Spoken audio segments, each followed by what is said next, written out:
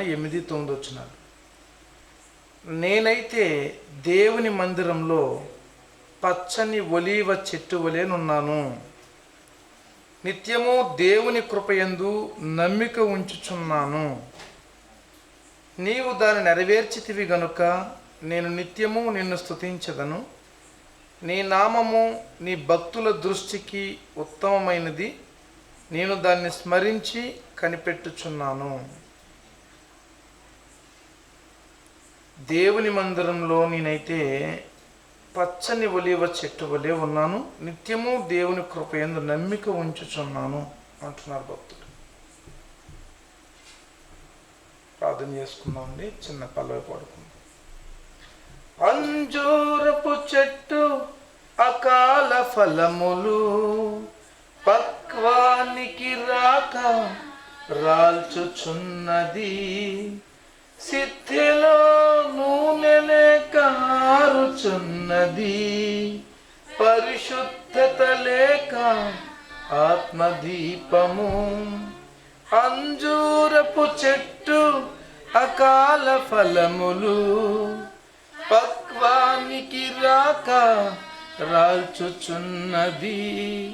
సిద్ధలో నూనె లేక ఆరుచున్నది. పరిశుద్ధత లేక ఆత్మదీపము. ఆరంభము కంటే ముగింపు శ్రేష్టమైనది. ఆరంభము కంటే ముగింపు శ్రేష్టమైనది. నిలకడలేక ఎంతకాలం, నిలకడలేక ఎంతకాలం, నిలకడలేక ఎంతకాలం, నిలకడలేక ఎంతకాలం. గురిలేని పయనం దరి చేరకుంటే పొందేదలా జీవ కిరీటం. కృప కలిగిన మా కన్న తండ్రి, నాయన ఆరంభము కంటే ముగింపు శ్రేష్టమైనదని ప్రభా, మేము గమ్యానికి చేరవలసిన వారమే ఉన్నామని మేము నా తండ్రి మందిరంలో పచ్చని ఒలీవ చెట్టు వలె ఉండాలని, నీ కృపను పొందుకుని జీవించాలని మీరు సెలవిస్తున్నారయ్యా. ఒక చెట్టు దాని కొమ్మలన్నిటిని చిగురింపచేస్తుంది, ఫలాలను అందిస్తుంది అయ్యా. ఆ చెట్టే నరకబడితే కొమ్మల్లో జీవం లేక ఎండిపోతాయి తండ్రి. మేమే చెట్టు అంటున్నావు నాయన. ఆ జీవితం ఎలా ఉండాలో తెలియజేయండి. ఇంతవరకు మమ్మల్ని ఎలా మీరు కాపాడారు, ఇక మీదట మమ్మల్ని బట్టి ఎందరిని కాపాడబోతున్నారు. మా రాజా ఈ రాత్రి మాతో మాట్లాడి మీ కృపకు పాత్రను చేయమని ప్రాధేయపడుతూ వాక్యం మీ బిడ్డలందరినీ మీ కృపలో జ్ఞాపకం చేసుకోమని కోరుతూ యేసుక్రీస్తు ప్రభునామములో ప్రార్థనకి పొందుకుంటున్నాం. అప్పుడు వందనాలండి. దేవుని మహాకృప చేత మరలా ఈ రాత్రి ఆయన మాటలు ఆలకించడానికి మన ఎడలైన కృప చూపి ఉన్నారు. చూడండి, మన జీవితాలను పరిశీలిస్తుంటే ఒకంత వాక్యాన్ని బట్టి ఆలోచన చేస్తుంటే ఆశ్చర్యం కలుగుతుంది. కొన్ని బ్రతుకులు మరికొందరి జీవితాలకు ముడిపడిపోయి ఉంటాయి అనే విషయాన్ని ఆలోచిస్తుంటే, ఎవరినైతే మనం నిర్లక్ష్యపడుతున్నామో వారేనేమో ఇంతకాలం మన మరణాన్ని మనకు సంభవించకుండా ఆగడానికి కారణం అనిపిస్తుంటాం. చూడండి, ఒక చెట్టును నరికేసాం అనుకోండి మొదల్లోనికి, అప్పటిదాకా పచ్చదనంగా ఉన్న దాని కొమ్మలన్నీ కూడా ఎండిపోవడం ప్రారంభిస్తాయి. ఆ కొమ్మలకి ఆ పచ్చదనం, ఆ మొదలు జీవంతో ఉంటేనే, లేకపోతే ఉండదు. ఫలాలు ఉండవు, పువ్వులు ఉండవు, పచ్చని కొమ్మలు ఉండవు. అలాగే కొందరి జీవితాలు మరికొందరి జీవితాల మీద ఆధారపడుతూ ఉంటాయి. అది చెట్టు అంటాడు ఆయన. నెబుకద్నెజరు గురించి కూడా చెబుతూ, ఇదిగో భూతలాన్ని కప్పుతున్న ఒక అద్భుతమైన చెట్టుగా ఆయన జీవితాన్ని వర్ణిస్తాం. జీవకోటికి కూడా ఆహారం ఆ చెట్టు ఫలాలను బట్టి దొరుకుతుందని. అయితే ఆ చెట్టు నరకబడుతుంది, ఆ జీవజంతుజాలం అంతా కూడా తోలివేయబడుతుందని చెబుతారు. మన జీవితాన్ని కూడా ఆలోచన చేస్తే మనం ఎండిపోయే స్థితిలో ఉన్నాం, ఫలించాలని యేసుక్రీస్తు వారు మాట్లాడుతుంటారు. ఎందుకు ఈ చెట్టు, ఈ కొమ్మలు అనే ఈ మాటలు మనం ఆలోచన చేస్తున్నాం అంటే, బైబిల్ గ్రంథంలో కొన్ని మరణాలను మరికొందరి ద్వారా దేవుడు ఆపుతుంటారు. అవి మనకు అర్థం కావు. ఈ మధ్యకాలం మాకు బాగా పరిచయస్తులు, అన్యులు, వారింట్లో ఒక తల్లిగారు చనిపోయారు. వృద్ధాప్యలో ఉందామే. చనిపోయిన తర్వాత నేను పరామర్శించడానికి వెళితే ఎలా జరిగిందని అడిగితే మామూలుగా ఇలాగా హార్ట్ స్ట్రోక్ ఎదురు రావడం, చనిపోయారని చెప్పారు. అప్పుడు నేను ఆన్ చేసి పెట్టండి ఇక్కడ. అప్పుడు నేను వచ్చేస్తూ ఉన్నప్పుడు ఒక మాట అన్నాను, ఏమండి, మన పెద్దోళ్ళు మనం బ్రతుకున్నప్పుడు, మన పెద్దోళ్ళు మనతో ఉన్నప్పుడు మనకు ఒక ఆశ ఉంటుంది, మరణం వారిని దాటి మన దగ్గరికి రావాలని. ఎప్పుడైతే ఆ పెద్దోళ్ళు వెళ్ళిపోతారో, ఇప్పుడు మరణం ఎవరి కొరకు కొంచెం ఉంటుంది మన ఇంట్లోనూ, తర్వాత వారి మీదే. అందుకే బైబిల్లో కూడా తండ్రులు కుమారులకు కిరీటం అన్నాడు ఆయన. నీ తల దాకా మరణం రావాలంటే నీ తల మీద ఉన్న వాళ్ళు అడ్డుపడుతుంటారన్నమాట. తల్లి అయినా తండ్రి అయినా ఎవరైనా బ్రతుకున్నారనుకోండి, ఆ పిల్లలు ఇంకా మాకెంతో భవిష్యత్తు ఉందన్నట్టుగానే బ్రతుకుతారు ఎంత వయసు వచ్చినా. ఎప్పుడైతే వాళ్ళు వెళ్ళిపోతారో ఇక మా జీవితం ఏముందనిపిస్తుంటుంది. తండ్రి ఎప్పుడో చనిపోయారు, తల్లి చనిపోయిన తర్వాత నేను పలకరించడానికి వెళ్ళాను. ఇక పెద్దోళ్ళు వెళ్ళిపోతే ఇక నెక్స్ట్ మనమే కదండి ఇంట్లోనూ అన్నాను, వచ్చేసాను. తర్వాత కొంతకాలానికి ఆయన చనిపోయాడు. ఆయనకు కూడా హార్ట్ స్ట్రోక్ రావడం, చనిపోయాడు. మరలా అదే ఇంటికి ఆయన భార్యను ఓదార్చడానికి వెళ్ళాం. ఎంత విచిత్రం ఏంటంటే, ఆ తల్లి ఆ ఇంట్లో ఆ కోడల చేత కొంత ఇబ్బంది ఎదుర్కొంది. ఇల్లు ఎంతో ఖరీదైన ఇల్లు, ఆ ఇంట్లో ఈ పెద్దామే సరిగా ఉండదని చెప్పేసి వెనకాల ఒక సెట్ వేసి అందులో ఉంచేవారు. తల్లి చనిపోయిన తర్వాత కొడుకు అంటే ఆ ఇంటి యజమాని కూడా చనిపోయాడు. తర్వాత ఈ భార్య కొత్తి, ఇద్దరు పిల్లలు. ఇప్పుడు ఈమెకి షుగరు, బీపీ అన్నీ వచ్చేసినాయి. చూసారా, ఆ పెద్దామె ఉన్నంతకాలం ఆ ఇల్లు పచ్చగా ఉంది. ఆ పెద్దామె పెద్ద ఏముందిలే ఇంట్లో అడ్డు కదా అనుకుని వెనకాల సెట్ వేశారు. ఆ వెళ్ళిపోవడంతో కుటుంబం పతనం అయిపోవడం మొదలెట్టింది.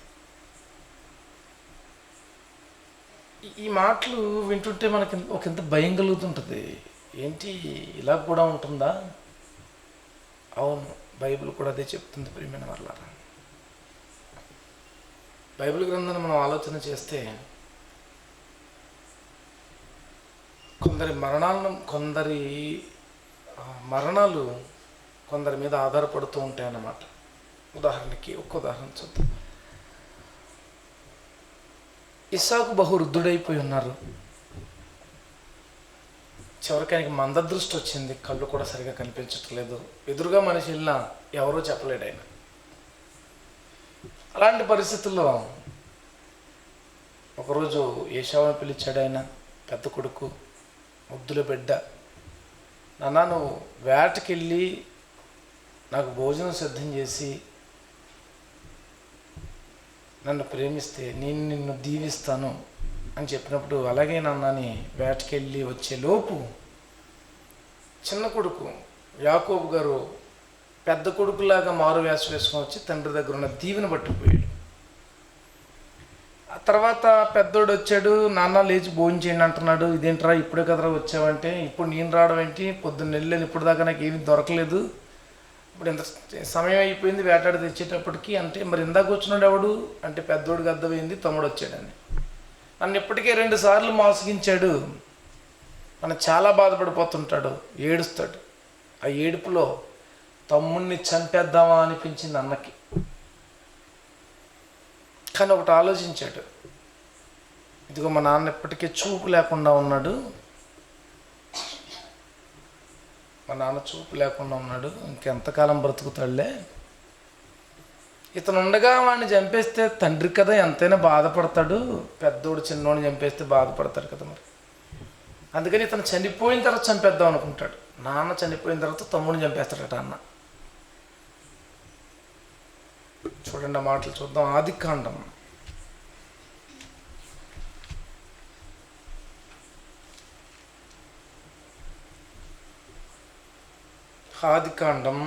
27వ అధ్యాయం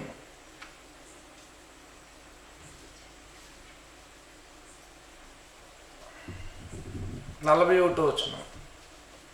ఆదికాండం 27వ అధ్యాయము 41వ వచనం. తన తండ్రి యాకోబుకి ఇచ్చిన దీవెన నిమిత్తము ఏశావు అతని మీద పగబట్టెను.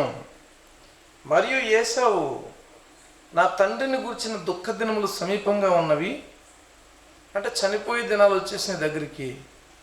అప్పుడు అంటే నా తండ్రి చనిపోయినప్పుడు నా తమ్ముడైన యాకోబును చంపేస్తాను అనుకున్నాడు. మా నాన్న చనిపోగానే వీడిని వెంటనే చంపేస్తాను నేను అనుకున్నాడు అన్న. అయితే విషయం ఏంటంటే ఇక్కడ మనం గమనించాల్సింది, అప్పటికి ఇస్సాక్ గారి వయసు ఇంచుమించు ఒక 80 నుంచి 100 లోపు. కానీ ఇస్సాక్ గారు ఎంతకాలం బ్రతికారో తెలుసా మీకు? 180 సంవత్సరాలు. అప్పుడే చచ్చిపోయి ఈయన ఎందుకంత కాలం బ్రతికాడు? ఎందుకో చెప్పమంటారా? ఆయన చచ్చిపోయాడు అనుకోండి, వెంటనే ఎవరు చచ్చిపోతారు? ఇప్పుడు ఇతను బ్రతకాలంటే అతను బ్రతికించాలి దేవుడు. ఇస్సాక్ గారికి అర్థమైపోయింది, రే నేను చావకూడదు నేను దీవిస్తాను రా అంటున్నాడు. అంటే చచ్చిపోతాడనే కదా, కళ్ళు కనిపించట్లేదు అప్పటికే. ఏమండి, ఏమన్నా ఒక మనిషి మంచం మీద ఉంటే కనుక 2 సంవత్సరాలు ఉన్నారు అనుకోండి, ఇసుకుపోతారండి ఇంట్లో వాళ్ళందరూ. అందరికీ చావు వస్తుంది కానీ ఇవిడికి రావట్లేదు, కాల్చేస్తుంది మమ్మల్ని పట్టుకుని అంటుంటారు. ఈ నుంచి మించి 80 సంవత్సరాల పై మాటే కదండి బాబు, చూపు కనపడకుండా.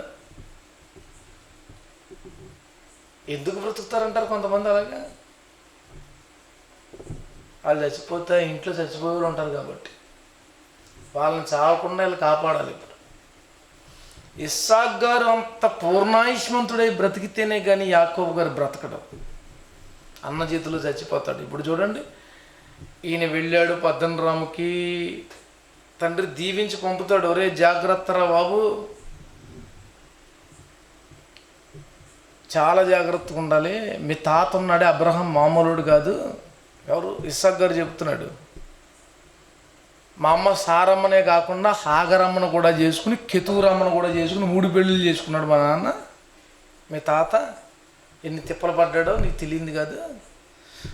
నేనంటావా మీ అమ్మను ఒకదాన్నే చేసుకున్నాను, నాకు అంత బాధ లేదు, సంతోషంగా జీవిస్తున్నాను, నువ్వు కూడా ఒక్క అమ్మాయినే చేసుకోరా, మీ మామగారి ఇంటికి వెళ్తున్నావు జాగ్రత్తలను పంపించాడు మేనమామ ఇంటికి.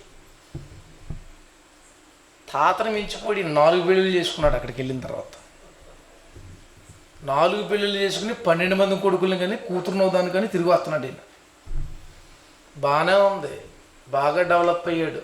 పిల్లలు, భార్యలు, ఒంటెలు, ఆవులు, గొర్రెలు, అబ్బో పెద్ద మందే, అంతా బాగానే ఉంది. వచ్చేటప్పుడు మాత్రం ఒకటి గుర్తొచ్చింది. ఏమో తెలుసండి, అయ్యో బాబోయ్ మా అన్న నన్ను చంపేస్తానన్నాడు కదా, ఆడ దగ్గరికి వెళ్తున్నాం ఇప్పుడు మళ్ళీ మనం అప్పుడు పనోళ్ళని పిలిచి మా అన్నయ్య కానీ వస్తున్నాడేమో చూడండి అని పంపిస్తే పనోళ్ళు వెళ్ళి చూసి పరుగున వచ్చి మీ అన్నయ్య ఒక్కడే రావడం కాదండి బాబు, 400 మందిని తీసుకొస్తున్నాడు కత్తులు పట్టుకున్నట్టున్నారు. ఇంకా గుండెల్లో రాడు పడిపోయింది. అయిపోయింది నా బ్రతుకు, చచ్చిపోయింది వెనక్కి. ఎంత తెలివినట్టంటేనండి, ఇష్టమైన భార్యని బిడ్డలని వెనక్కి పెట్టాడు, ఇష్టం లేని వాళ్ళేమో ముందు పెట్టాడు. అంటే ముందు నుంచి చంపుకుంటూ వస్తే వెనకాల మిగులుతారు నాశీనికి. సరే,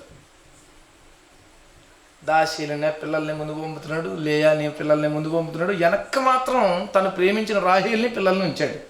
అంటే ముందు నుంచి చంపుకుంటూ వస్తే వీళ్ళు ఇటుగట్టు పారిపోయే అవకాశాలు ఉంటాయి. ఆయన కత్తి పట్టుకు వస్తున్నాడు. ఈ రాత్రి అతను నిద్రపట్టలేదు. పదే పదే దేవుని సన్నిధిలో పోరాటం, ప్రార్థన, ఏడుపు, కన్నీళ్ళు. యాకోబు గారు పుట్టు బుద్ధిరిగే అలాంటి ప్రార్థన చేసి ఉన్నాడు. అలాంటి ప్రార్థన అన్నిసార్లు చేసి ఉన్నాడు. గడికి గుడికి సాష్టాంగ పడిపోయాడు దేవునికి. ఎందుకంటే మరణం వస్తుంది కదా వెనకాల. మరి వాళ్ళ అన్నయ్య సంగతి నీకు బాగా తెలుసు. ఎప్పుడో చంపేద్దాం అనుకున్నాడు, ఇప్పుడు వస్తున్నాడంటే ముందు చంపేస్తాడు. ఎలా ఏంటో ఏం అర్థం కాని పరిస్థితుల్లో గుండె కొట్టుకుంటుంది వేగంగా. ఆ రాత్రంతా దేవునితో పోరాటం. అసలే పారిపోవాలి మా అన్న వచ్చేటప్పటికంటే ఆ రాత్రి పోరాటంలో దేవుడు తొడగూటి మీద కొడితే కుంటటం మొదలెడతాడు. ఎటు పారిపోగలడు ఇప్పుడు? అసలు ఏమన్నా దాడి చేస్తే ఏదోలా తప్పించుకుని పోదామని, ఈ మందలొద్దు బాబోయ్, మనకి ఈ పనులు వద్దు బాబోయ్, భార్య బిడ్డలు మీ ఎటుగట్టు పారిపోవడం మంచిది అనుకుంటుంటే ఆ రాత్రే దేవుడు పెనుగులాట్లో తొడగూటి మీద కొడితే కుంటుకుంటున్నాడు. ఇప్పుడు ఈయన ఈ కుంటోడు ఎటు పారిపోతాడు చెప్పండి? ఇప్పుడు అన్నొస్తాడు చంపేస్తాడు, అన్నొస్తాడు చంపేస్తాడు. వచ్చాడు కానీ చంపలేదు. తమ్ముడిని చూడగానే కత్తి పక్కన పడేశాడు, కౌగులించుకున్నాడు, మెడ మీద పడి ముద్దు పెట్టుకుని ఏడు చేస్తున్నాడు. అరే తమ్ముడు బాగున్నావేంట్రా అని. చాలా ఆశ్చర్యం అండి. అది ఏసావుకి సెంటిమెంట్లు ఉండవు. వేటగాడు కళ్ళ ముందు జంతువు కనపడ్డదంటే దాన్ని చంపేదాకా నిద్రపోడు. అలాంటి తోడు తమ్ముడిని చంపడానికి కత్తులు పట్టుకొచ్చి కత్తులు పక్కన ఆడేసి కౌగులించుకుని ఏడుస్తున్నాడట. చాలా అద్భుతంగా ఉంటుందండి ఆ సందర్భం. చూద్దాం, ఆదికాండం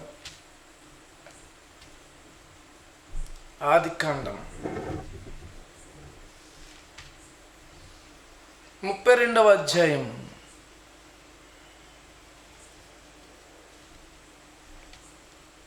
ఆదికాండం 32వ అధ్యాయం 33వ అధ్యాయం మొదటి నుంచి చూద్దాం. 33వ అధ్యాయం మొదటి నుంచి. యాకోబు కన్నులెత్తి చూచినప్పుడు ఏశావును అతనితో 400 మంది మనుష్యులను వచ్చుచుండిరి. అప్పుడు అతడు తన పిల్లలను లేయా రాహేలులకును 2 దాసులకును పంచి అప్పగించాడు. అతడు ముందర దాసీలను వారి పిల్లల్ని, వారి వెనక లేయాను ఆమె పిల్లల్ని, ఆ వెనక రాహేలును యోసేపును ఉంచి తాను వారి ముందర వెళ్ళొచ్చు తన సహోదరుని సమీపించే వరకు 7 సార్లు నేల సాష్టాంగపడ్డాడు. 7 సార్లు.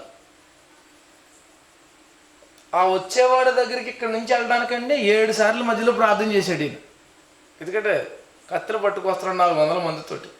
పలకరించేవాడైతే 400 మంది ఎందుకు వస్తాడు? కత్తులు ఎందుకు తెస్తాడు? అర్థమైపోయి చంపడానికి వస్తున్నాడు.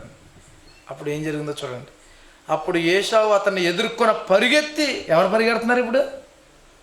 ఈయనేమో కాలు కుంటుతూ అడుగు వెనక్కేసుకుంటున్నాడు, ఎలాగెలాగ అడుగు ఎదరగట్టలేదు దీనికి. ఆయనేమో పరిగెత్తుకుని వచ్చేస్తాడు కత్తి చేత్తో పట్టుకుని. ఎలా ఉంటుంది చెప్పండి, గుండె అల్లిపోతే. పరిగెత్తుకొచ్చి ఏం చేశాడో తెలుసండి, అతని కౌగులించుకుని అతని మెడ మీద పడి ముద్దు పెట్టుకున్నాడట. అన్నగారు చంపేస్తాడేమో అనుకుంటుంటే మెడ మీద పడి ముద్దు పెట్టుకుని వారిద్దరూ కన్నీరు విడిచారట. ఏడు చేస్తున్నారు, తమ్ముడు అన్నయ్య సెంటిమెంట్. చూసారు ఎందుకు ఇలాగ అతని కఠినమైన హృదయం కూడా మారిపోయిందంటే? ఒక విషయం చెప్పమంటారా? ఈయన ముందు ప్రమాణం చేసుకున్నాడు అన్నగారు. ఏమన్నా తెలుసా?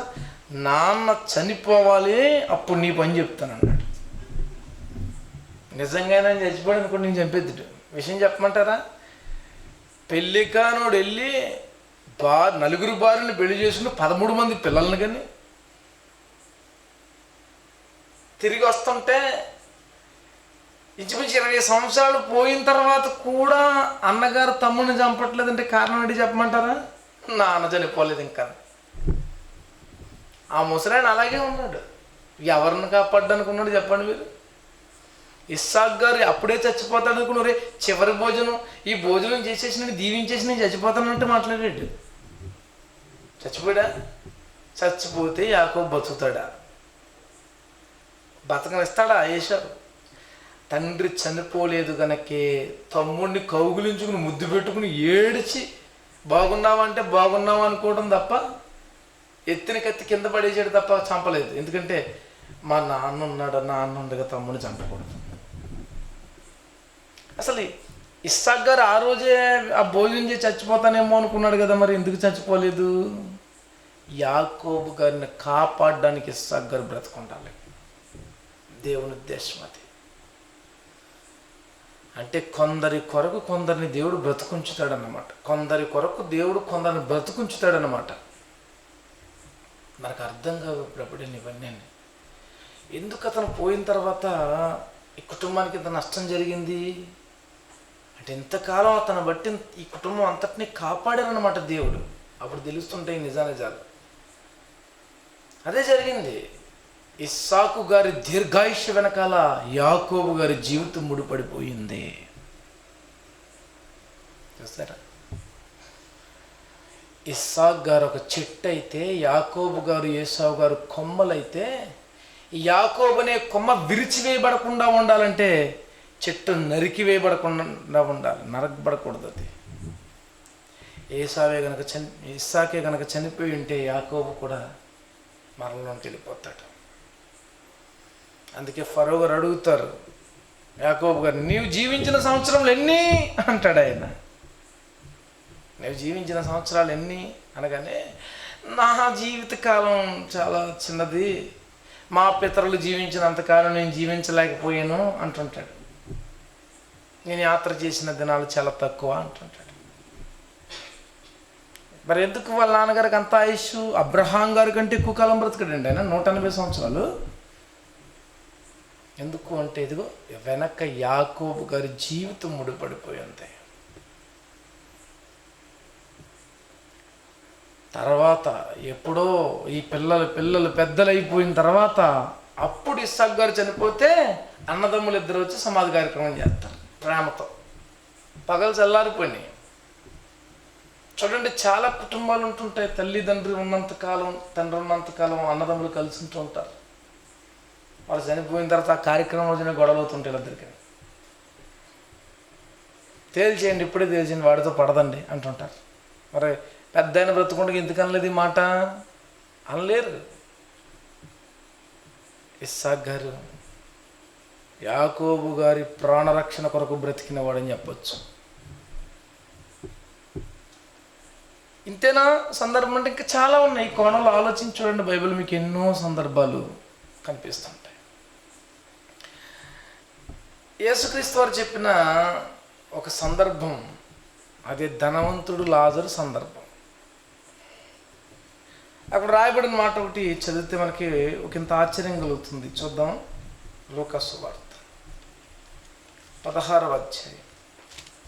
లూకాసు వార్త 16వ అధ్యాయము 1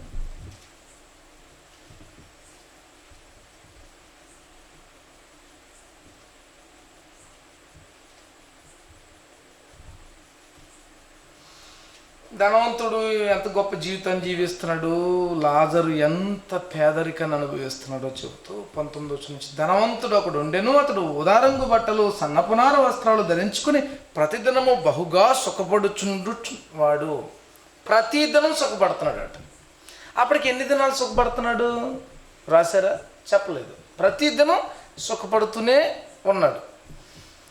లాజరును ఒక దరిద్రుడు ఉండెను, వాడు కురుపులతో నిండిన వాడే ధనవంతుని ఇంటి వాకిటి పడి ఉన్నాడు. అతని బల్ల మీద నుండి పడు రొట్టె ముక్కలను పనివారు ఊడ్చి పెంట మీద పడేస్తారు కదా, వాటిని తిని ఆకలి తీర్చుకొనగోరను. అంతేకాక కుక్కలు వచ్చి ఆ వాకిటి పడు ఉన్న లాజరు గారి కురుపులు నాకుతున్నాయట. ఎంత దయనీయమైన పరిస్థితి. అయితే అతడు చనిపోయాడు. ఎవరు చనిపోయారు? ధనవంతుడు ఎంతకాలం నుంచి సుఖపడుతున్నాడో తెలియదు మనకి. ఈ లాజరు ఎంతకాలం నుంచి ఈయన వాకిట్లో ఉన్నాడో తెలియదు మనకి. ఆ పెంట మీద పడుతున్న ఆహార పదార్థం మెతుకులు ఎరుగు తింటున్నాడు. ఎంతకాలం నుంచి జరుగుతుందో మరిది. అయితే ఆరోగ్యం క్షీణించడాన్ని బట్టి ఈ దరిద్రుడు లాజరు ఏం చేశాడు? చచ్చిపోయాడు. ఆయన చూడండి, ఆ దరిద్రుడు చనిపోయి దేవదూతల చేత అబ్రహాం రొమ్మున ఆనుకున్నట్టుకు కొనుకోబడ్డాడు. అయితే అతను ఏ పాపం లేకుండా జీవించాడు, దేవుణ్ణి నమ్ముకుని ఉన్నాడు కాబట్టి చనిపోయాడు. చనిపోగానే ఆయన పరిశుద్ధులు ఉన్న చోటికి వెళ్ళిపోయాడు. ఆ తర్వాత రాయబడిన మాట చూడండి, ధనవంతుడు కూడా చనిపోయాడట. ధనవంతుడు ఏమయ్యాడట? కూడా చనిపోయాడా? కొంతకాలానికి ఎప్పుడో ధనవంతుడు చనిపోయాడు అంటలేదు అక్కడ. ఈ లాజరు చావు, ఈ ధనవంతుడు చావు ఒకే వచనంలో చెప్పేశారు ఆయన. అంటే ధనవంతుడు బ్రతుకున్నంత కాలం, లాజరు బ్రతుకున్నంత కాలం ధనవంతుడు సుఖపడ్డాడు. ఈ దరిద్రుడు చచ్చిపోయిన తర్వాత ఎవరు కూడా చచ్చిపోయారు. ఎందుకంటారు? అంటే ధనవంతుడు ఒక కొమ్మ, ఈ దరిద్రుడు ఒక చెట్టు. ఈ చెట్టుకున్న కొమ్మది, ఈ చెట్టు నరికేస్తే మరి కొమ్మ ఏమవుతుంది? ఎండిపోతుంది కదా. ఈ దరిద్రుడు లేదంటే లాజరు ఎప్పుడైతే చచ్చిపోయాడో అప్పుడు ధనవంతుడు కూడా చనిపోయాడు. అదే చూడండి, ఇంకా దరిద్రుడు బ్రతుకున్నాడు అనుకోండి, ధనవంతుడు అంత త్వరగా చావడు. ఎందుకంటే మరి ఈయన తినేసి పడేసిన ఎంగిలి మెతుకులు తినాలి కదా ఈయన. మనం ఏమనుకుంటాం తెలుసండి, మనం పెడుతున్నాం కనుక వాళ్ళు తింటున్నారు అనుకుంటుంటాం చాలాసార్లు. లేదు లేదు, వాళ్ళు తింటున్నారు కనుక మనం బ్రతుకుంటున్నాం. అది అర్థం చేసుకోవాలి. ఆ ఎంగిలి మెతుకులు తినేవాడు బ్రతుకున్నాడు కనుక ఈ సుఖాన్ని అనుభవించేవాడు కూడా బ్రతుకున్నాడు. ఆ ఎంగిలి మెతుకులు తినేవాడు లేడు, చచ్చిపోయాడు. ఇక నువ్వెందుకు ఉండమని ఇతడు కూడా చనిపోయాడు. చూసారు, అతడు బాగున్నాడు కనుక ఇతనికి ఆహారం దొరుకుతుందా? ఇతనికి ఆహారం అతని వల్ల దొరుకుతుంది కాబట్టి ఇతన్ని బట్టి అతడు బ్రతుకున్నాడా? చాలామందికి అర్థం కాని ఇదే విషయం. నీకేదో ఉంది గనక నీ వల్ల 10 మంది బ్రతుకుతున్నారు అనుకుంటున్నావేమో. కాదు కాదు, ఆ 10 మంది బ్రతుకుతున్నారు గనకే నువ్వు బ్రతుకున్నావు. ఆ 10 మంది ఎప్పుడైతే నీ వలన సహాయం పొందరో అప్పుడే నీ చరిత్ర ముగిసిపోతుంది. ఎంగిలి మెతుకులు తినేవాడు లేడు, చచ్చిపోయాడు ఆ వాకిట్లో. ఆ తర్వాత ఇతరు చచ్చిపోయాడు. మన వలన పోషింపబడుతున్న వాడు ఎవడైనా ఉంటే వాడున్నాడు కనుకే మనం ఉంటుంటాం. తినేవాడే లేకపోతే ఇక నిన్ను కూడా ఉంచుతాయన. చూసారు సందర్భం. లేదండి, దరిద్రుడు ఇంకా చనిపోలేదు, కొంతకాలం బ్రతుకున్నాడంటే ధనవంతుడు కూడా బ్రతికే ఉంటాడు, చావడు. ఆ దరిద్రుడు చనిపోయిన తర్వాత చూడండి ధనవంతుడికి మరణం వచ్చింది. నాకు అనిపించింది, లాజరు ఒక చెట్టు అయితే ధనవంతుడు ఒక కొమ్మ. కానీ చూసేవాళ్ళకి అందరికీ చూసారా బాబా, ధనవంతుడు తినగా పడేసిన మెతుకులన్నా ఎరుగు తింటున్నాడండి, ఆ ధనవంతుడే కనుక బ్రతుకుండకపోతే అలా బతుకుతాడండి అతను అంటారు. కాదు కాదు, ఈ దరిద్రుడు చచ్చిపోతే ధనవంతుడు బ్రతుకుంటాడు. అదే జరిగింది. దరిద్రుడు చనిపోయాడు, తర్వాత ధనవంతుడు కూడా చనిపోయాడు. ఇది కుటుంబమే కానివ్వండి, మీరు ఇస్సాకు యాకోబులను బట్టి కుటుంబమే కానివ్వండి, లేదా ఇంకేదైనా ఏదో ఒక విధంగా ఒకరి చేత ఒకరు ఆదరింపబడుతున్నవారు, పోషింపబడుతున్నారు ఎవరైనా కానివ్వండి, కొంతమంది జీవితాలు ఈ భూమి మీద మరి కొంతమంది మీద ఆధారపడి ఉన్నాయి. కొమ్మలు చెట్టు మీద ఎలా ఆధారపడి ఉంటాయో, ఆ ముద్దు మీద ఎలా ఆధారపడి ఉంటాయో, అలాగనే కొంతమంది జీవితాలు మరి కొందరి మీద ఆధారపడి ఉంటాయి. చాలామంది ఏమంటామంటే, నేను పెట్టకపోతే ఏముందని అంటుంటాం. వాళ్ళు తీసుకుంటున్నారు కనుక మనం బ్రతుకుంటూ ఉంటాం. మన వలన పోషింపబడుతున్న వాడి వలన మనకు ఆయుష్ ఉంది. మనం ఏదైనా ఇస్తున్నామంటే వాడిని బట్టి మనం కూడా ఇంకా బ్రతుకుంటాం అన్నమాట. ఒక ఇస్సాకు మరణిస్తే యాకోబుకు చావు వస్తుంది. ఒక దరిద్రుడు చనిపోతే ధనవంతుడికి మరణం వస్తుంది. బైబిల్ చెప్తున్న మాటలండి ఇవన్నీ. చేస్తారా? మెతూషెలా చనిపోతే ప్రపంచానికి జలప్రళయం వచ్చింది. లోతు ఆ పట్టణాలను విడిచి వెళ్ళిపోతే సొదొమ గొమొర్రాలు అగ్నిలో కాలిపోయి, చెట్లు కొమ్మలు పాడైపోతాయి చెట్టు పాడైతే. ఇంతకీ మీరెవరు, నేనెవరు? బహుశా ఒక చెట్టేమో నిన్ను బట్టి కొన్ని కొమ్మలు బ్రతుకుతుంటాయి. కానీ ఆ కొమ్మలు ఏం చేస్తుంటాయి అనుకుంటారు? అప్పుడప్పుడు మేము లేకపోతే చెట్టు ఎక్కడ ఉంటుందండి అంటుంటాయి కొమ్మలు. మేము లేకపోతే చెట్టు, అసలు పళ్ళు చెట్టు మొదలకు కాస్తాయా కొమ్మలకు కాస్తాయి? మీరు చెప్పండి. ఫలాలు దేనికి కాస్తాయి? కొమ్మలకు కాస్తాయి. చూసేవాళ్ళందరి దృష్టి దేని మీద పడుద్ది? చెట్టు మొద్దు మీద పడుద్దా, కొమ్మల మీద పడుద్దా? అప్పుడు కొమ్మలు ఏమనుకుంటాయి చెప్పమంటారా? మేము లేకపోతే ఈ చెట్టు ఎక్కడ ఉంటుంది? కానీ ఆ చెట్టే నరికేసినప్పుడు కొమ్మలు ఏమైపోతాయి? పరిస్థితి. కనిపించక మనల్ని పోషించేవారు కనపడరు. లేదా ఇదిగో ఈ లింక్ మాత్రం ఇదే బైబిల్లో, ఈ లింక్ ఇదే. జాగ్రత్తగా మనకు తెలియదు కొన్ని. మన కుటుంబంలో ఒకరు వెళ్ళిపోయినప్పుడు చూడండి, శ్రమలు ఎదురవుతుంటాయి మనకి.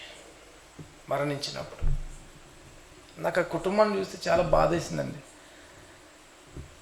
ఇంకా ముసలైపోయింది అత్తగారు, ఇంట్లో అంతా చిరాకుగా ఉంటుంది. ఆమె ఎక్కడున్నా సరే ఇబ్బందిగా ఉంటుంది ఇంట్లోనూ.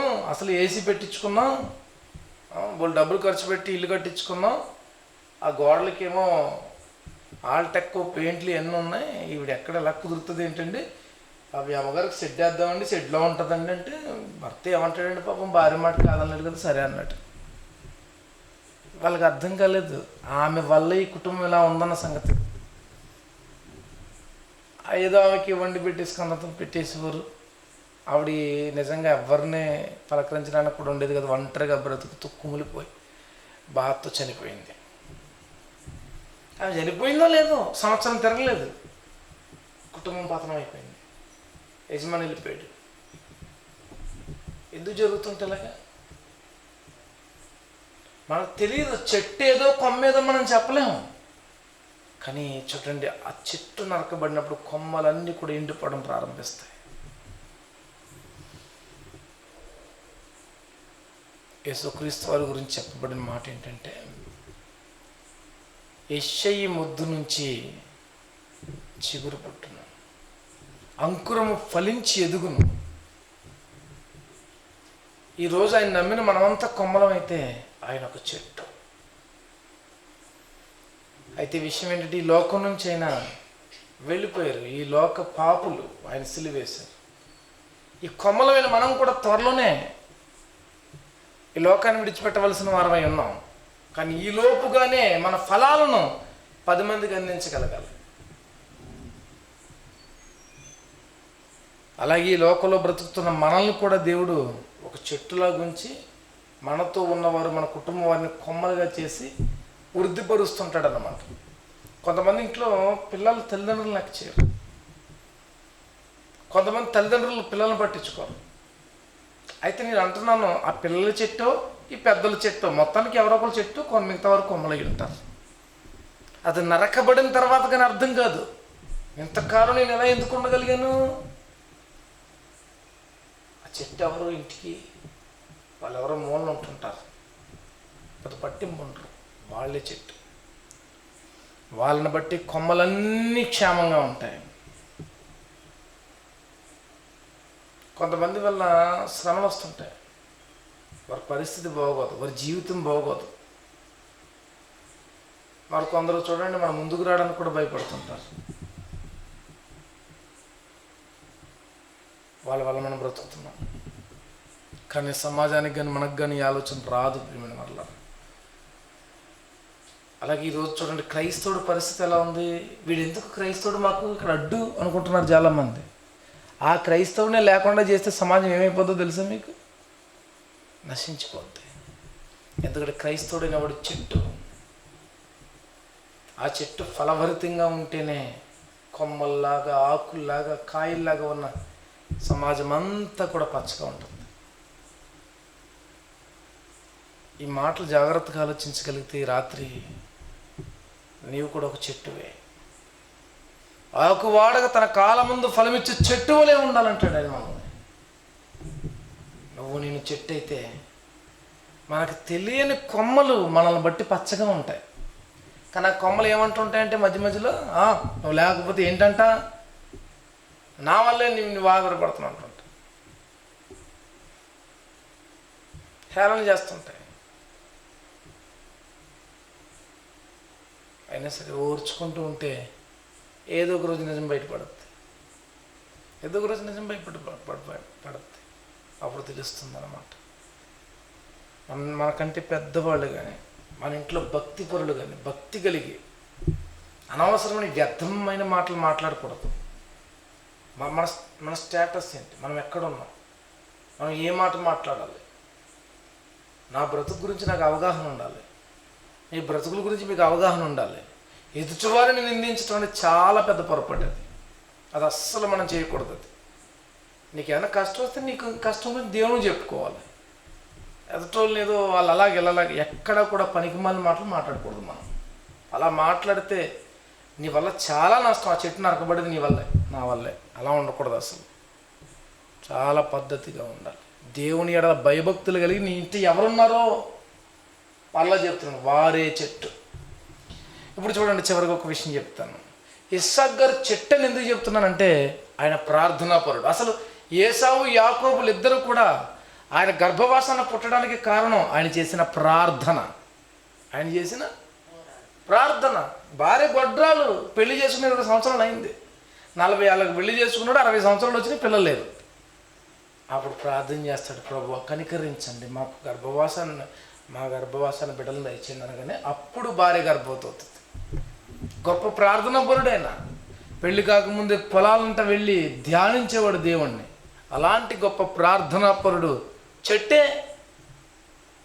నేంట దేవుని ఎడల ఎవరైతే భయభక్తులు కలిగి యథార్థంగా జీవిస్తారో వాళ్ళే చెట్టు, ఆ ఇంటికి వాళ్ళే చెట్టు.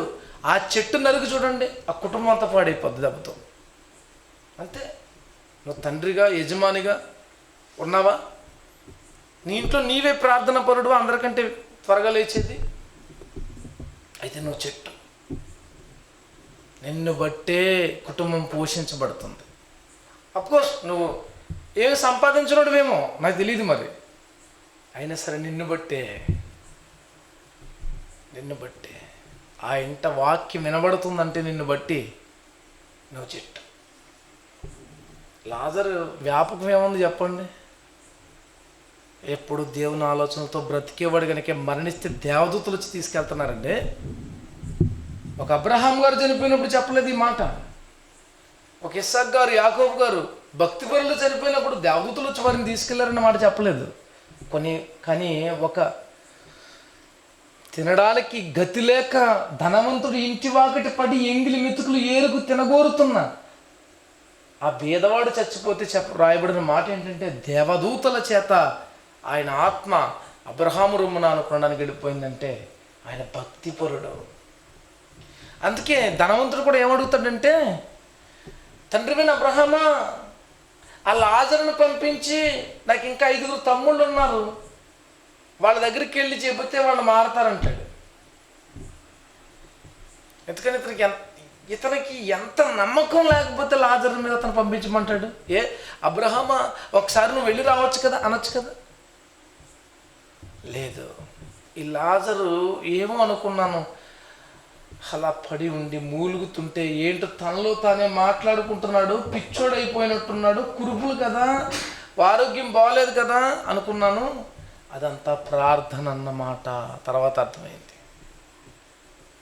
ఈయన బ్రతుకుండగా తినడం, తాగడం, సుఖించడం, ఓదా రంగు సీనారు వస్త్రాలు ధరించుకోవడం తప్ప ఏనాడు దేవునికి ప్రార్థించడు కదా. ఆ ధనవంతుడు బ్రతుకుండడానికి కారణం ఈ దిక్కుమాలిన వాడే. మూల పురుషుడు ఇశ్రాయేలు అని పేరు దేవుని చేత పెట్టించుకున్నవాడు యాకోబు గారు, ఏసావు గారు బ్రతుకుండడానికి కారణం ఇస్సాకు. అలాగే నేను బ్రతుకుండడానికి కారణం ఒకటి ఉంది ఈ భూమి మీద. అది మనం తెలుసుకోగలిగితే చాలా ధన్యులు. నీ ఇంట ప్రార్థనా పరుడైన వారు ఎవరో వారు చెట్టు, నువ్వు కొమ్మ. కొమ్మలు చెట్టు మీద అతిశయించకూడదు. చెట్టు కొమ్మలు ఇరిచేసామనుకోండి, మళ్ళీ వస్తాయా రావా? చెట్టుకి కొమ్మలు ఇరిచేస్తే మళ్ళీ వస్తాయి. కొమ్మలకి చెట్టు ఇరిచేసామనుకోండి, కొమ్మలు ఏమవుతాయి? పాడైపోతాయి. గుర్తించండి ప్రేమన వల్ల. మన క్షేమం మన ఇంటి వారిలో ఉన్న చెట్టు అనబడుతున్న వారి మీదే ఉంది. ఎందుకు ఎవరు చెట్టులా ఉంటారు?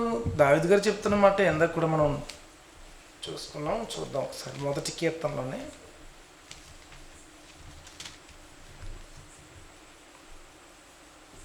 2వ వచనం, యెహోవా ధర్మశాస్త్రమునందు ఆనందించుచు దివారాత్రము దాన్ని ధ్యానించేవాడు ధనుడు. అతడు నీటి కాలువల వారు నాటబడింది ఆకువాడక తన కాలం ముందు ఫలమిచ్చి చెట్టు వలె ఉంటాడు. అతడు చేయనిదంతా సఫలం అవుతుంది. చెట్టు అతడు. దేవుని ధర్మశాస్త్ర గ్రంథం ముందు ఆనందించేవాడు, దివారాత్రం ధ్యానించేవాడు, ప్రార్థించేవాడు, అతడు చెట్టు. బహుశా మీ ఇంట్లో నీ తల్లి అవ్వచ్చు, నీ తండ్రి అవ్వచ్చు, లేకపోతే నీవే అవ్వచ్చు. నీవే చెట్టేమో, పెద్దవారికి చిన్నవారికి. అయితే దేవుడు గుర్తు చేసేది ఏంటంటే, అలాగని అతిశయించొద్దు. ఇంతమంది బాధ్యత నీ మీద ఉందని మరింతగా దేవుని పాదాల దగ్గర కనిపెట్టాలని మనం చేస్తున్నాను. బహుశా ఈ మాటలు వింటున్న మీరేనేమో చెట్టు అనిపిస్తుంది నాకు. ఎందుకంటే అంత ఆసక్తి లేకపోతే మీరెందుకు వింటారు ఈ ఫోన్ ద్వారా ఈ మాటలు? మీరే చెట్టు. చెట్టుగా ఉన్న నీ మీద చాలా కొమ్మలు ఆధారపడి ఉన్నాయి, చాలా ఆకులు, చాలా ఫలాలు ఆధారపడి ఉన్నాయి. అవి ఫలించినట్లుగా, దేవుని ఆశ నెరవేరినట్లుగా చెట్టుగా ఉన్న నిన్ను కొమ్మలు ఒకవేళ ఏమన్నా అంటున్నాయేమో, అయినా నువ్వేమి పట్టించుకోక దేవుని మీదే ఆధారపడుతూ రాబోతున్న పెను ప్రమాదం నుంచి నీ కొమ్మలను, నీ ఫలాలను నువ్వు కాపాడుకోవడానికి నువ్వు దేవుని పట్ల కృతజ్ఞత కలిగి ప్రయాసపడేవాడవైతే తప్పక నీ కష్టం ఫలిస్తుంది. ప్రార్థించేవాడే చెట్టు, ధ్యానించేవాడే చెట్టు, దేవుని మీద ఆధారపడేవాడే చెట్టు. ఏమంటే చెట్టుకున్న కొమ్మలు, ఆకులు, ఫలాలు వాడిపోకుండా ఉండాలంటే ఈ చెట్టు భూమి నుంచి సారాన్ని తీసుకుని వాటికి అందిస్తుందండి. అలాగే నువ్వు నీ భక్తి జీవితపు సారాన్ని నీ కుటుంబానికి అందించగలగాలి. ఏ విషయంలో ఎవరు తప్పిపోయినా దేవుని విషయంలో తప్పిపోకుండా జాగ్రత్త పడాల్సింది నీవే. నీ కుటుంబాన్ని కట్టుకోవాల్సింది నీవే. ఏ తెగులు నీ గుడారాన్ని సమీపించకుండా ఉండాలంటే దేవుని వేడుకోవాల్సింది నీవే. కుటుంబ బాధ్యత నీ మీద ఉంది. యోబు గారికి 10 మంది పిల్లలు. ఆ 10 మందిని కాపాడుకోవడానికి తెల్లవారే లేచి దహన బలిస్తుండేవాడండి ఆయన. అండ్ ఇదే యాకోబు గారు తాను చెట్టయి మరలా ఫలించే కొమ్మని ఎవరితో చెప్తారో తెలుసా మీకు? యోసేపు గారితో చెప్తాడు. యోసేపు ఫలించడి కొమ్మ అంటాడు. చెట్టు నువ్వైతే నీ ఇంట ఫలించే కొమ్మ ఏదో నీకు అర్థమైపోద్ది. చెట్టు నువ్వైతే ఏంటంటే ఇంట్లో అందరూ బాగానే ఉన్నారు, ఆత్మీయంగా అందరూ ప్రార్థన చేసుకుంటారు. ఏమోనండి నేను చేసుకుంటున్నానండి, వాళ్ళందరూ ఏంటన్నా తెలియదు అన్నమాట. నువ్వు చెట్టు ఎలా అవుతావు? నువ్వు నీకేం తెలుస్తుంది ఇంట్లో ఇంకెవరున్నారు? నువ్వు చెట్టు అయితే నీ ఇంట ఫలించే కొమ్మేదో కూడా నీకు అర్థమవుతుంది. యాకోబు గారు తర్వాత అంటే ఇస్సాకు గారు ఉన్నప్పుడు ఈయన ఒక చెట్టు కొమ్మిన, కానీ ఆ తర్వాత ఈయన చెట్టు, తర్వాత కొమ్మెవరు? యోసేపు గారంట. మళ్ళా చూడండి, యోసేపు గారు చెట్టు, ఇశ్రాయేల్ అందరూ కొమ్మలు, వారందరినీ పోషించాడు ఆయన. ఎంత అద్భుతం! బాగా ఆలోచించండి. బాధ్యతలు ఉన్నాయి మన మీద. మన కుటుంబాన్ని సంరక్షించుకోవాలి, దేవుని రెక్కల నీడలో భద్రపరచాలి. ఏదో నమ్మానండి, ఆవిడ చేసేసుకుంటుందండి ప్రార్థన, తర్వాత నేనండి అంటుంటారు చాలామంది. మరి పిల్లలండి వాళ్ళు నిద్రపోతారండి అప్పటికి. అబ్బా ఏం కుటుంబం అండి మీది. అలా ఉండకూడదు ఎప్పుడు కూడా. నువ్వు చెట్టు, నువ్వు ఈ కొమ్మలు చిగురించి ఫలించి కాయలు పళ్ళు ఇవ్వాలంటే నువ్వు సారాన్ని తీసుకుని వాటికి పంచాలి. పంచాలి. గత 4 రోజుల నుంచి నేను తెల్లవారి 3 గంటలు లేచి ప్రార్థన చేసుకుని కోసం వాకింగ్ చదువుకుని త్వరగా స్నానం చేసేసి తెల్లబట్టలు వేసేసి వచ్చేస్తున్నాను నేను ముందు సన్నిధిలోకి. మరి చెట్టు కదా నేను ఎలా ఉండాలి? కొమ్మల్లాగా ఉండకూడదు, నన్ను ఎవరో లేపేటట్టు ఉండకూడదు. చెట్టు అంటే అదనమాట. నువ్వు కనెక్ట్ అయిపోవాలి దేవునితో. ముందు చెట్టుకు వేర్లు ఉంటాయి, అవి ముందు భూమిలోకి ఉంటాయి, అందుకే కొమ్మలు ఫలిస్తుంటాయి. మనం ఎప్పుడు దేవుళ్ళు పాతుకుపోయి ఉండాలి. మనల్ని కదిపేస్తున్నాడంటే అపవాది, మనల్ని పీకేస్తున్నాడంటే ఇక చెట్టు అంతా పాడైపోదా. జాగ్రత్త ఉండాలి. దేవుళ్ళు స్థిరపరచబడాలి, బలపరచబడాలి. నువ్వు యథార్థంగా దేవుళ్ళు కొనసాగినంత కాలం నీ కొమ్మలు విరిచివేయబడవు, ఖచ్చితంగా ఫలిస్తాయి. నువ్వు సరిగా ఉంటే నీ కుటుంబం బాగుంటుంది. నీ వెనక ఫలించే వాళ్ళు తయారవుతారు. అబ్రహాం ఒక చెట్టు, ఇస్సాకు ఒక కొమ్మ. ఇస్సాకు ఒక చెట్టు, యాకోబు ఒక కొమ్మ. యాకోబు ఒక చెట్టు, ఏశావు ఒక కొమ్మ. ఏశావు ఒక చెట్టు, వాళ్ళ ఇశ్రాయేలు కొమ్మలు ఫలించారు. నేంట మరి నీవెవరు? నేనెవరిని ఆలోచించండి. ఇవన్నీ ఆలోచిస్తుంటే చూడండి, ధనవంతుడు ఒక కొమ్మ, ఆ బీదవాడు ఒక చెట్టు. ఇక్కడ చెట్టు కొమ్మ అంటారంట. అవునండి, మరి నేను అందరికీ మరి మా ఇంట్లో నేను ఒకనే కష్టపడి అందరినీ పెంచాలి కదండి, మరి నేను చెట్టేనండి అంటాను. అది కాదు చెట్టు అంటే. మళ్ళా అలాగైతే మరి ధనవంతుడు బీదోని పెంచుతున్నాడు కాబట్టి, ఎంగిలి మెతుకులను వేస్తున్నాడు కాబట్టి ధనవంతుడు చెట్టు అవుతాడు? కాదు. భక్తితో కొలుస్తున్నాడు దేవుడు. నీకు నీ భక్తిని బట్టి. భార్యాభర్తలిద్దరిలో ఎవరికి దేవుడు అంటే బాగా ఇష్టం? నువ్వు చెట్టు. ఇప్పుడు మాట్లాడిన తర్వాత ఫస్ట్ నుంచి ఆవిడ పొద్దున్న లేచి ప్రార్థన చేసుకుని ఆవిడ చెట్టు అనకూడదు. అలా కాదు. ఇప్పటిదాకా ఆమె చెట్టేమో, నేను చెట్టు అవ్వాలి, నేను మొదలవ్వాలి అన్న కసి మనలోకి రావాలి.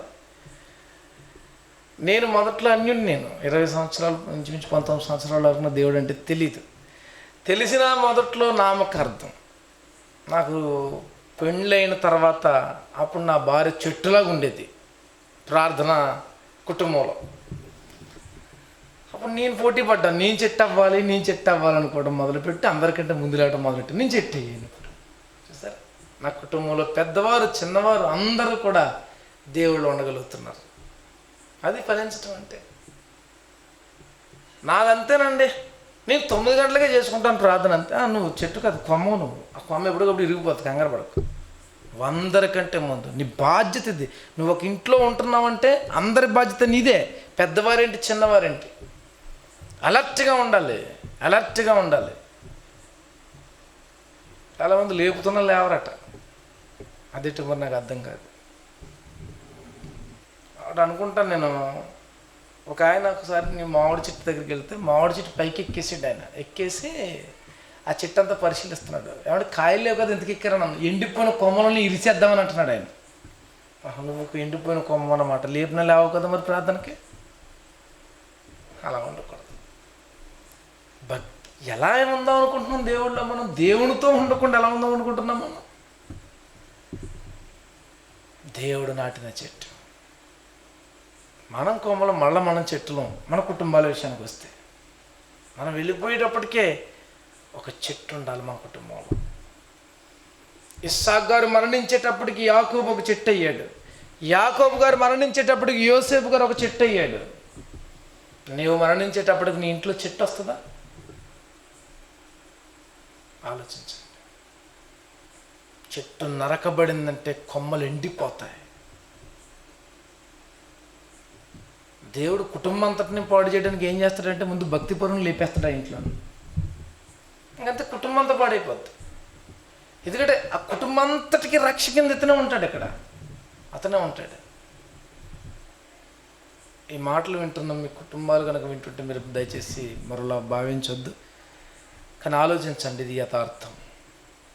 దేవుడు మీ ఇంట ఎవరి మీద దృష్టించాడు, ఆయన బట్టి మీ కుటుంబాన్ని అంతటిని కాపాడుతున్నాడు. జాగ్రత్త పడండి, ఆ చెట్టుకు సహకరించండి. మీరు కూడా దేవునితో ఉన్నతమైన బంధాన్ని ఏర్పరచుకోండి. ఏ భయం కూడా అక్కర్లేదు. దేవుడిని నమ్మిన తర్వాత మనకు భయం ఎందుకు? దేవుని నమ్మిన తర్వాత మన భయం ఎందుకండి మనకి? నాకు బాగా నచ్చిన ఒక మాట ఉంటుందండి. చాలా మాటలు నచ్చినాయి కానివ్వండి, ఇక్కడ కొన్ని చాలా అద్భుతంగా ఉంటాయి. దానియేలు గారిని సింహాల బోన్లో పడేసిన తర్వాత రాజు తెల్లవారి వచ్చి పిలుస్తాడు. ఏమని అంటే,